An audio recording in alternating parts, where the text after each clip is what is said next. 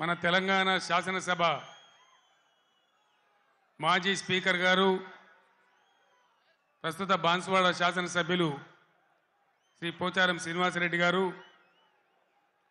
గౌరవనీయులు మన తెలంగాణ మాజీ ఉప ముఖ్యమంత్రులు శ్రీ కడియం శ్రీహరి గారు, శ్రీ మహమూద్ అలీ గారు,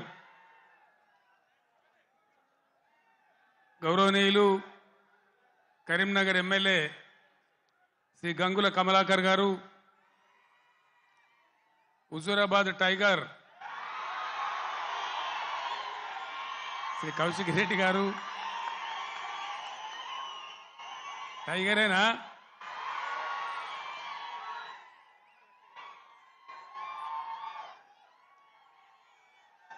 కరీంనగర్ పార్లమెంట్ సభ్యులుగా పోటీ చేస్తున్న వినోద్ కుమార్ గారు, పెద్దపల్లి పార్లమెంట్ సభ్యులుగా పోటీ చేస్తున్న శ్రీ ఈశ్వర్ గారు, 2001లో 17 మే నాడు నాతో పాటు ఇదే స్టేజ్ మీద ఉన్న పెద్దలు గౌరవనీయులు మాజీ పార్లమెంట్ సభ్యులు శ్రీ కెప్టెన్ లక్ష్మీకాంతారావు గారు,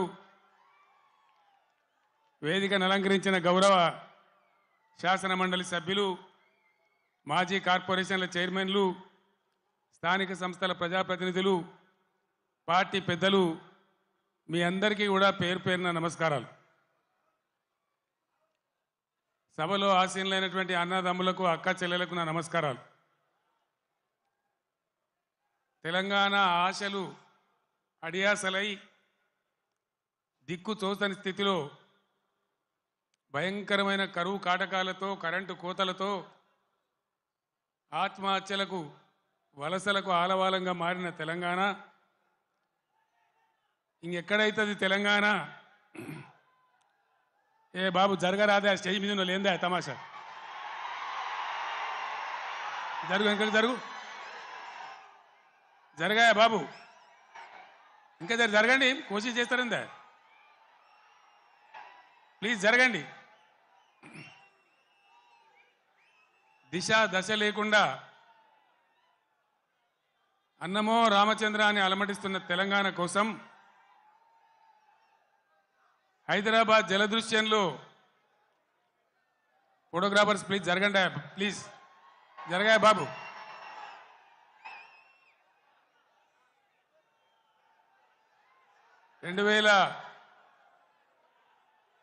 కపిల్ జరుగు.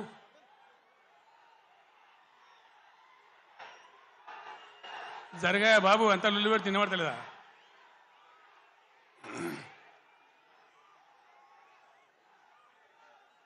అయితే ఆ రోజు ఎవరికి కూడా విశ్వాసం లేదు. తెలంగాణ అనే మాటనే అసెంబ్లీలో మాట్లాడవద్దు అనేటువంటి ఆంక్షలు ఆ రోజు నాకున్న పదవులన్నీ ఇసిరి వాళ్ళ ముఖాన పడేసి తెలంగాణ ఖచ్చితంగా నిలబడాలి, కలబడాలి, సొంత రాష్ట్రం కావాలి, అయితే తప్ప దిక్కులేదని ఒక్కనిగా ఒక సైన్యంగా నాతో పాటు పిడికడ మందితో జై తెలంగాణ అని బయలుదేరినాం. హైదరాబాద్లో చర్చోపచర్చలు, ఎక్కడికి పోవాలి, ఏం చేయాలి, మీటింగ్ స్టార్ట్ చేయాలి, ప్రజల్లోకి పోవాలి, ఇది ప్రజా గర్జన కావాలి. బ్రహ్మాండమైనటువంటి చైతన్యవంతులైన ప్రజలున్న జిల్లా కరీంనగర్ జిల్లా. ఇది పోరాటాల గడ్డ.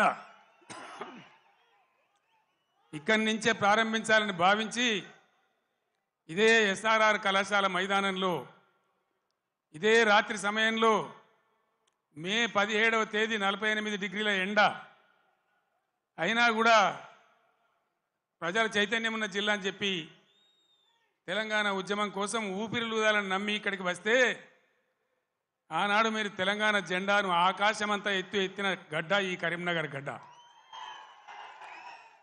ఎత్తి కార్యాచరణ చెప్పి నేను ఉద్యమం కోసం బయలుదేరిన తర్వాత కథంతా మీకు తెలుసు. మీరే కథానాయకులు, మీరే నన్ను ముందుకు నడిపిండ్రు. కానీ కాంగ్రెస్ పార్టీ ఎటువంటి పార్టీ? నువ్వెక్కడిదివా? మాతో నువ్వు గెలిచినావు కేసీఆర్, అసలు నీకు లెక్కేంది, నీ బిషాదేంది? అని మాట్లాడితే ఆనాడున్న కేంద్ర మంత్రి పదవిని ఎంపీని కూడా నేలకేసి కొట్టి రారా నా కొడుక కరీంనగర్ కన్నా నేను మళ్ళీ ఇక్కడికి వచ్చిన.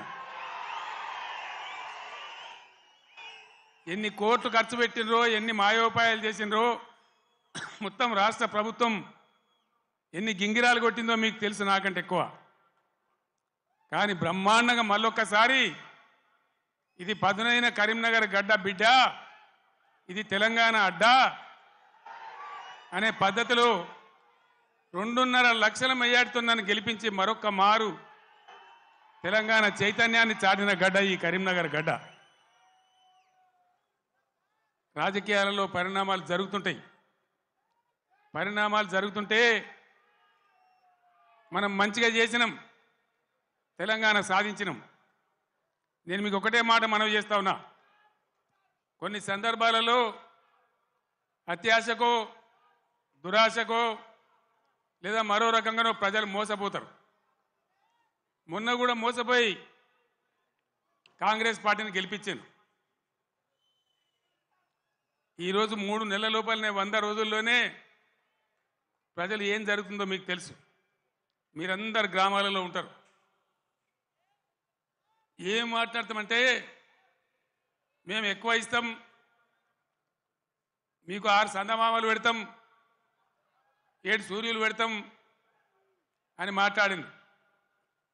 రైతు బంధు 15,000 వేస్తాం, కళ్యాణ లక్ష్మికి తులం బంగారం కల్పిస్తాం. ఇవాళ నోటికి మొక్కాలే 420 హామీలు ఇచ్చిండు, బయలుదేరిండు. ఇవాళ ఏం మాట్లాడుతుండ్రు? రైతు బంధు అడిగితే చెప్పుతోను కొడతామంటాడు ఒక మంత్రి. నేను చెప్పిన బిడ్డ, రైతుల చెప్పులు చాలా బందోబస్తుంటాయి, దబ్బన వాళ్ళు అదే పనికెత్తుకుంటే ఏమవుతుంది మీకు గతి అని కూడా నేను చెప్పిన. బందోబస్తు ఉండే ఆ రైతుల చెప్పులు. మంత్రిగా ఉన్న వ్యక్తి రైతు బంధు అడిగితే చెప్పుతోని కొట్టుకుంటాడు. ఇంకెవడో సన్నాసిగాడు కూడా అంటాడు. అంటే ఏందన్నట్టు? ఇప్పుడు ఇన్న ముఖ్యమంత్రి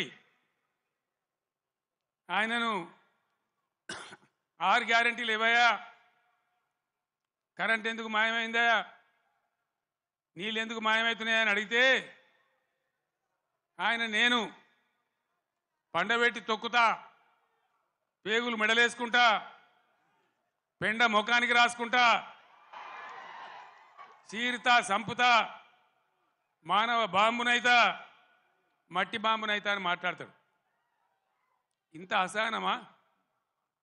ఒక ముఖ్యమంత్రి మాట్లాడవలసిన భాషనా ఇది? పద్ధతా? తెలంగాణ రాష్ట్రానికి సమాజానికి ఇది ఒక గౌరవమా? దయచేసి ప్రజలు ఆలోచించాలని చెప్పి నేను కోరుతా ఉన్నా. ఈ కరీంనగర్ గడ్డ నుంచి యావత్తు తెలంగాణ ప్రజానీకానికి నేను పిలిపిస్తా ఉన్నా. తెలంగాణ ముఖ్యమంత్రి అంటే తెలంగాణ మాట్లాడే మాటలు, ఆ ముఖ్యమంత్రి మాట్లాడే మాటలు, ఎవరన్నా ముఖ్యమంత్రి పదవులు ఉన్న వ్యక్తి మేము మానవ బాంబులం అయితే మనం మాట్లాడొచ్చునా? మాకు మాట్లాడరాదా? తిట్టానంటే తిట్టు తక్కువన్నాయా? ఇవాళ గీయాలకు మొదలు పెడితే రేపు గీయాల దాకా తిట్టచ్చు. నేను మాట్లాడినా, తెలంగాణ ఉద్యమంలో మాట్లాడినా, తెలంగాణ వ్యతిరేకించిన వాళ్ళను దద్దమ్మలు అన్నా, సన్నాసులు అన్నా, సమైక్యవాదం సమగ్రాభివృద్ధి అంటే సన్నాసులారా ఏది రాని మాట్లాడినా.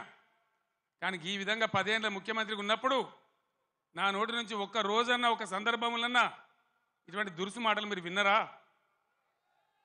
దయచేసి ఆలోచన చేయాలని నేను చెప్పేది చాలా సీరియస్ మాట. ఎందుకంటే తెలంగాణ రాష్ట్రం తెచ్చుకున్నాం, 10 ఏళ్ళు బ్రహ్మాండమైన పాలన చేసినాం. మీ అందరికీ తెలుసు, తెలంగాణ వచ్చినాడు కొత్త కుండల ఈగదు వచ్చినట్టు.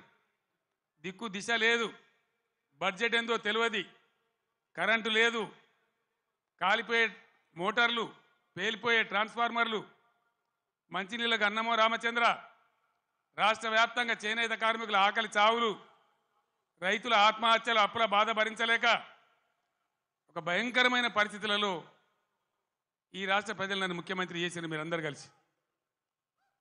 నేనేమన్నా అన్నానా? ఆంధ్ర వాళ్ళు మోసం చేసిపోయినారు, డబ్బులు లేవు, ఖజానా ఖాళీ అని నా నోట్ల నుంచి ఎప్పుడన్నా మీరు విన్నారా?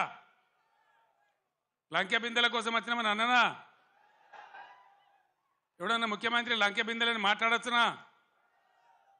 నీకు ఏ పరిస్థితి దొరికిందో ఆ పరిస్థితి మీద ముందటికి ఒక మార్గం వేసుకొని ఎట్లా దాన్ని చక్కగా చేయాలో చేయాలి. మొన్నటిదాకా బీఆర్ఎస్ ప్రభుత్వం ఉన్నది, 10 ఏళ్ళు పనిచేసినాం. ఎస్, ప్రజలు మీకు ఇచ్చిండ్రు, మాకు అభ్యంతరం లేదు, మాకంత ఈర్ష్య కూడా లేదు. నువ్వు మాకన్నా కుడిచేయి పని చేయి, మాకన్నా మంచిగా పని చేయి, మంచి పేరు తెచ్చుకో, మేము పోటీ పడేటట్టు చూసుకో, మాతో పోటీ పడేటట్టు చూసుకో. కానీ ఈ సీరితము, పండబెట్టి తొక్కుతాము, రైతు బంధు అడితే చెప్తోని కొడతాము. ఒక్క మాట దయచేసి మీరు ఆలోచన చేయాలి. నేను అహోరాత్రాలు కష్టపడి నా రాష్ట్రం భారతదేశానికి తలమానికం కావాలి, ఇక్కడ కరెంటు బాధ పోవాలి. నాకు 2 విషయాలు అయితే నాకు అర్థమైతలేవు. చాలామందిని అడిగిన నేను ఇదేం కథరాబాయ్ అని. మంచినీళ్ళు భగీరథ ప్రయత్నం చేసి 2-3 నెలలు రాత్రి నిద్ర లేకుండా రాత్రి 3 గంటల వరకు కూడా పనిచేసి ఒక అద్భుతమైన పథకం రూపకల్పన చేసి మంచి సోర్సుల దగ్గర పెట్టి నేను ఒక ఛాలెంజ్ చేసిన అసెంబ్లీలో మీకు జ్ఞాపకం చేస్తా ఉన్నా. ఈ 5 ఏళ్ల లోపు 14 నుంచి 19 వరకు ఈ టర్మ్ లోపల భగీరథ నీళ్లు తెచ్చి ఇంటింటికి నల్లా పెట్టి నీళ్లు ఇయ్యకపోతే మేము మళ్ళీ అసెంబ్లీ నిలవడం, ఓట్లు అడగా అని చెప్పి నేను శపథం చేసిన శాసనసభలో. అదే పద్ధతిలో తెచ్చి ప్రతి ఇంటికి ఆదిలాబాద్ గోండుగూడెంలో, నల్లగొండ లంబాడి తండాలో అందరికి కూడా వచ్చే విధంగా ప్రతి ఇంటికి నల్లా ఇచ్చి బ్రహ్మాండంగా మంచినీటి సరఫరా చేసినాం. ఇప్పుడున్న ప్రభుత్వానికి ఆ పథకం నడిపే తెలివి లేదా అని నేను అడుగుతా ఉన్నా. ఎందుకు ఇలా మిషన్ భగీరథల సమస్యలు వస్తూ ఉన్నాయి? అదేవిధంగా రెండవది కరెంటు. మీ అందరికి తెలుసు, నేను ముఖ్యమంత్రి అయినాడు కరెంటు ఎట్లా ఉండే. ఏడాది అర్థం లోపల దాన్ని బాగా చేసి రెప్పపాటు సెకండ్ పార్ట్ కరెంటు పోకుండా రాష్ట్రంలో అన్ని వర్గాలకు కరెంట్ ఇచ్చినాం. పోచారం శ్రీనివాసరెడ్డి గారు నా పక్కనే ఉన్నారు, ఆనాడు వ్యవసాయ శాఖ మంత్రిగా ఉండిరి. ఆయనకు నేను లక్ష్మీపుత్రుడు అని పేరు పెట్టుకున్నా. ఆయన కాలంలోనే 24 గంటలు రైతులకు ఫ్రీ కరెంట్ వచ్చింది, రైతు బంధు వచ్చింది. కరెంటు కరోనా వచ్చి కాటేస్తే కూడా నేను వేరే ఏవో ఆపినా కానీ రైతు బంధు ఆపలే. వ్యవసాయం జరగాలి, గ్రామాలు నిలబడాలి, రైతాంగం నిలబడాలని కరోనా వచ్చి బాధ పెట్టినా, ఖజానాల డబ్బులు లేకున్నా, అప్పో సప్పో చేసైనా సరే రైతు బంధు ఆపలే. ఇలాగా రైతు బంధు ఏ శాతం అయితే లేదా? కేసీఆర్ జర్ర ఇటు ముఖం మలగంగానే కట్క బంద్ చేసినట్టు కరెంటు బంద్ అవుతుందా? మేము చేసిన దాన్ని 9 ఏళ్ళు ఇచ్చిన దాన్ని ఈ చవడ దద్దమ్మలకు ఇయ్యేస్తలేదా? దయచేసి ప్రజలు ఆలోచించాలి. ఇలా మళ్ళీ మీరు కాంగ్రెస్కే ఓటేసినారు అనుకో, ఏమంటారు? మేము రైతు బంధు ఇవ్వకున్నా, కరెంట్ ఇవ్వకున్నా, మోటార్లు గాలబెట్టినా, నీళ్లు సరిగా తెచ్చి రైతుల పొలాలు ఎండబెట్టినా మళ్ళీ మాకే గుద్దిను, మాకే ఓటేసినారు అంటారు. 6 గ్యారెంటీలు 3 గ్యారెంటీలు అన్నిటికన్నిటికీ ఎగనామం పెడతారు. ఇది కాంగ్రెస్ చరిత్ర మీరు చూసిందే. ఇప్పుడే చెప్పిన వినోద్ కుమార్ గారు, ఇదే అత్యవసరం బీఆర్ఎస్కి ఎంపీలు. ఎందుకంటే ఈ టైంలోనే మీరు కర్రు కాల్చి సురుకు పెట్టకపోతే నిర్లక్ష్యం వచ్చేస్తుంది, అహంకారం పెరిగిపోతుంది. ఇప్పుడు చెప్పుతోని కొడతా అంటే రేపు నిజంగానే కొడతాడు. ఆ విధంగా మోసపోదామా? లేదు బీఆర్ఎస్ గులాబీ జెండా ఎగిరేసి బ్రహ్మాండంగా మన ఎంపీలను గెలిపించి ముందుకు పోదామా? తెలంగాణ సమాజం ఆలోచన చేయాలి. ఏం చేద్దాం? ఏం చేద్దామండి? గులాబీ జెండా ఎగిరేద్దామా?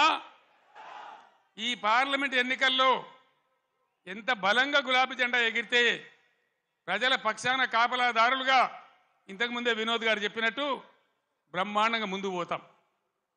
ఇంతకుముందు వినోద్ గారు చెప్పినారు కరీంనగర్ పార్లమెంట్ కాబట్టి నేను చెప్తా ఉన్నా. భారతదేశంలో ఎన్ని జిల్లాలు ఉంటే అన్ని జిల్లాలకు ఒక్కొక్క జిల్లాకు నవోదయ పాఠశాల ఇవ్వాలనేది కేంద్ర ప్రభుత్వ చట్టం. మనం 10 జిల్లాలు పోయి 33 జిల్లాలు అయినాం. 150 ఉత్తరాలు రాసిన నేను నరేంద్ర మోడీ గారికి పర్సనల్గా పోయి అడిగిన, ఇది చట్టం ఉన్నదా, ఇది న్యాయం, మేము కొత్త రాష్ట్రం, మేము బాగుపడాలి, ఈమంటే ఒక్క నవోదయ పాఠశాల కూడా ఇయ్యలే, ఒక్కటంటే ఒకటి కూడా ఇయ్యలే. ఒక్క నవోదయ పాఠశాల ఇయ్యరు బీజేపీకి. ఒక్క ఓటు కూడా కరీంనగర్ ఎందుకు వేయాలి? ఇవాళ దయచేసి ఆలోచన చేయాలి. దేశవ్యాప్తంగా 157 మెడికల్ కాలేజీలు పెడితే ఒక్క మెడికల్ కాలేజీ కూడా మన తెలంగాణకి ఇయ్యలే. 100 సార్లు అడిగితే కూడా. మరి ఒక్క నవోదయ పాఠశాల ఇవ్వని, ఒక్క మెడికల్ కళాశాల ఇవ్వని బీజేపీకి ఎందుకు ఓటేయాలి? బండి సంజయ్ ఇక్కడ ఎంపీ ఏం చేసినట్టు మీరు దయచేసి ఆలోచన చేయాలి. 5 రూపాయల పని చేసిండ్రా? 5 రూపాయలు ఏమన్నా 10 రూపాయల పని జరిగిందా? ఇంతకుముందు వినోద్ గారు చెప్పిన, నేను మళ్ళీ చెప్పదలుచుకోలే. ఆయన ఉన్నప్పుడు కరీంనగర్ స్మార్ట్ సిటీ కానీ, జాతీయ రహదారులు కానీ, రైలు మార్గం కానీ, ఇంకా అనేక ఇన్స్టిట్యూట్స్ గురించి కానీ కేంద్రంతో పోరాటం చేసిండు. చాలా ఎక్కువసార్లు పార్లమెంట్లో మాట్లాడిండు. అసలు బండి సంజయ్కు వినోద్ కుమార్కు పోలిక ఉన్నదా? దయచేసి మీరు ఓటు పోసే ముందు ఆలోచించాలని కోరుతా ఉన్నా. ఎటువంటి వాడు మన ఎంపీగా ఉంటే మనకు లాభం అవుతుంది?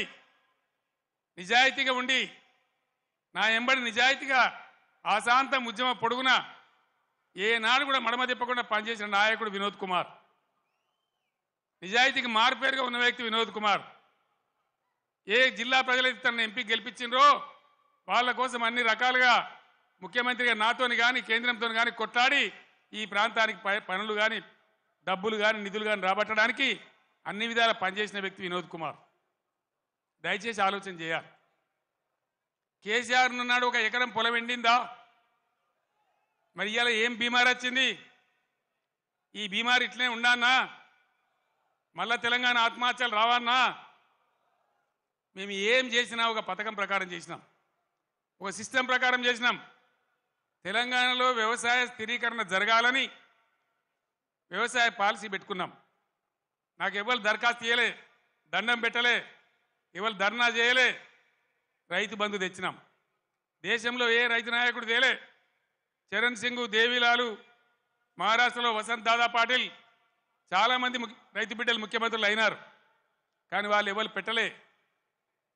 ఇండియాలోనే మొట్టమొదటిసారిగా రైతు బంధు అనే పథకం పేరు పెట్టి స్టార్ట్ చేసిందే కేసీఆర్ ప్రభుత్వం కాదా? మీరు ఆలోచించాలని నేను కోరుతా ఉన్నా.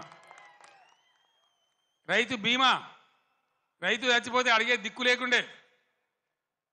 రైతు గుంట భూమిన రైతు చనిపోయినా 5 లక్షల రూపాయల బీమా తెచ్చిపెట్టినాం. ఇలా దాని గురించి వివరం లేదు. ఏ విధంగా పరిశ్రమలు వచ్చినాయి, ఏ విధంగా ఐటీ వచ్చింది, ఏ విధంగా రాష్ట్ర జిఎస్డిపి పెరిగింది, ఏ విధంగా రాష్ట్ర పర్ క్యాపిటా పెరిగింది. దయచేసి కరీంనగర్ మేధావులు, తెలంగాణ ప్రజలు తమ పార్లమెంట్లో ఓటేసే ముందు ఈ విషయాలన్నీ కూడా ఆలోచన చేయాలి. మీ అందరినీ కూడా నేను కోరేది ఒకటే. నేను పెద్ద లంబా చెవుడా గంటసేపు మాట్లాడా, మీరన్నీ చూస్తున్నారు. ప్రతిదానికి మీరే సాక్షులు. కేసీఆర్ నాడు ఎట్లా పచ్చని పొలాలుండే, ఎట్లా 24 గంటల కరెంటు ఉండే, ఇలా ఇంత మాయలమే ఎట్లా మాయమైనాయి, ఎందుకు మాయమైనాయి? ఈ అసమర్థ కాంగ్రెస్ పాలకులు బోగస్ మాటలు చెప్పిండ్రు. రైతులకు బోనస్ ఇస్తామన్నారు. మొన్న వానకాలం పంట బోనస్ ఇచ్చిండ్రా? ఇప్పుడు యాసంగి గురించి ఇస్తామని చెప్తున్నారా? అంటే బోనస్ బోగస్ అయిపోయింది. ఈ విధంగా అనేక విషయాలలో పదవికి ఇప్పుడే వచ్చినాం కదా, ఇప్పుడే అబద్ధం ఎట్లా ఆడితే ఎట్లా అనే ఇది కూడా లేకుండా అడ్డగోలుగా మాట్లాడుకుంటూ, నానా బూతులు మాట్లాడుకుంటూ, ఒకటే రకంగా కేసీఆర్ మీద ఏడ్చుకుంటూ వాళ్ళు పనిచేస్తూ ఉన్నారు. మీరు చూస్తూ ఉన్నారు. కాళేశ్వరం ప్రాజెక్ట్, దానిలో మేడిగడ్డ బ్యారేజు 100 కాంపోనెంట్లలో అదొక చిన్న కాంపోనెంట్. దాంట్లో కొంచెం ఇసుక జారి 2 పిల్లర్లు కుంగినాయి. అదేందో ప్రళయం బద్దలైనట్టు, దేశమే కొట్టుకపోయినట్టు. నేను 2-3 రోజుల తర్వాత టీవీలో